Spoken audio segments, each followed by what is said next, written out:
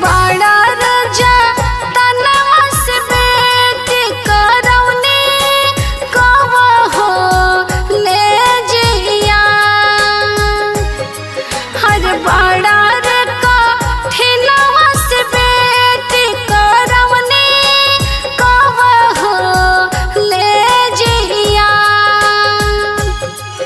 अरे बेटा के बराबर ये बेटी पढ़वनी कवा हो ले जिया। हर बेटा के बराबर ये बेटी पढ़वनी कवा हो ले जिया।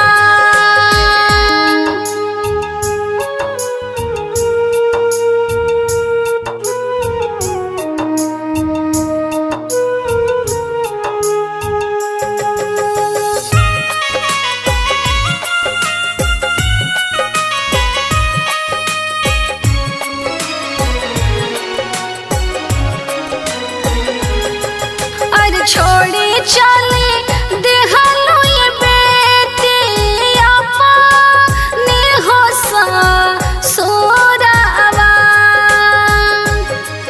अरे छोड़ी